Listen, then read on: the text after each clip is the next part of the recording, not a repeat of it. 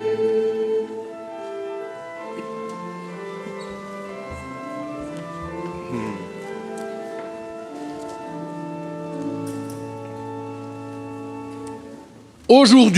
vous est né un sauveur. C'est le message de l'ange au berger ce soir. La cause de notre joie n'est pas pour autant à aller chercher dans la poussière de l'histoire d'il y a 2000 ans. Non, chers amis, nous ne célébrons pas un anniversaire. Sinon, il y aurait beaucoup de bougies. Aujourd'hui, nous est né un sauveur. C'est la merveille de la liturgie. Ce soir, chers amis, nous sommes à Bethléem. Nous sommes à Bethléem avec nos frères chrétiens qui sont en situation si fragile, si douloureuse. Nous sommes à Bethléem, chers amis, à la crèche. Le mystère de la liturgie ne consiste pas à célébrer des anniversaires. Nous ne sommes pas devant un monument aux morts. Aujourd'hui, nous sommes tous autour d'un berceau, éblouis par la splendeur innocente de la vie. Mais me direz-vous, oui, bien sûr, mais enfin, vous savez, il y a 2000 ans à Bethléem, les habitants se préoccupaient guère de la naissance d'un petit enfant pauvre dans une crèche.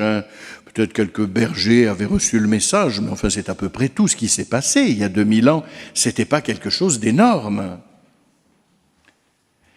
Et comme il y a 2000 ans, nos contemporains ne s'inquiètent pas beaucoup du sens de la fête d'aujourd'hui. Ils la résument à une fête des enfants, une fête de l'hiver, une fête de la gastronomie. Mes chers amis, nous sommes ce soir des bergers. Nous sommes avec Benoît des bergers ici au lot. Les enfants nous l'ont rappelé tout à l'heure. Nous voici penchés avec émerveillement sur ce petit être fragile qui est notre Dieu lui-même. Il est si petit, si frêle, si éloigné des dieux puissants et terrifiants de l'Antiquité. Aujourd'hui, Dieu se fait presque rien pour nous rejoindre. On n'avait jamais vu ça. Les dieux, ça ne naît pas dans les étables. Les dieux, ça ne se fait pas homme, ça reste Dieu. Et puis ils naissent d'une façon spectaculaire. Bon non, ici, il n'y a rien qu'un petit couple pauvre, sans abri, un enfant couché dans une mangeoire. Alors ce soir, chers amis, arrêtons-nous avec les bergers, arrêtons-nous devant la crèche, mais juste pour nous émerveiller, pour adorer tout simplement, dans ce monde compliqué qui nous fatigue. Arrêtons-nous à la crèche et émerveillons-nous devant ce petit enfant. Bien sûr, aux yeux du monde, pour exister, il faut faire du bruit, il faut passer à la télé, voilà. Il faut montrer sa puissance. Dieu, lui, qu'est-ce que vous voulez faire? Il préfère se faire tendre, se faire fragile, comme un nouveau-né, discrètement, au fond d'une grotte, au milieu des pauvres et des animaux. Mais au fait, que vient-il faire, ce petit bébé-là? Il est bien gentil, il est bien mignon. Mais qu'est-ce qu'il vient faire? Pourquoi est-ce qu'il vient? Qu'est-ce qu'il nous apporte? Et il ne parle même pas encore. Oui, mais enfin, nous qui connaissons l'Évangile, chers amis, ne nous bouchons pas les yeux ni les oreilles, nous l'entendons bien nous dire « Je suis venu pour que vous ayez la vie et la vie en abondance. » N'est-ce pas là le plus beau message qu'apportent tous les nouveau-nés quand ils arrivent dans notre famille? Je suis venu pour vous donner la vie.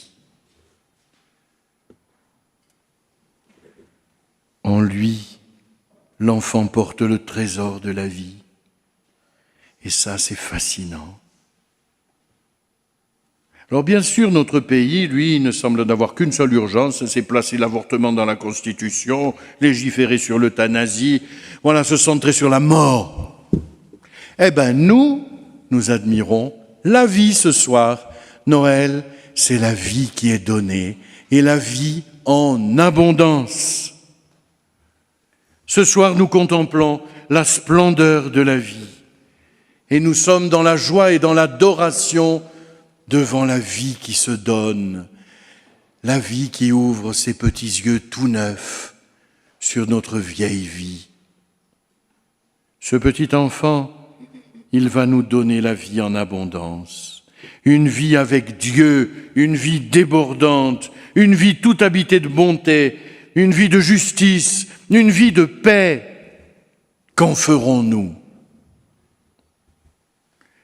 Voilà, c'est pour cela que ce soir nos regards viennent se centrer sur l'irruption du Sauveur dans le cours de l'histoire des hommes.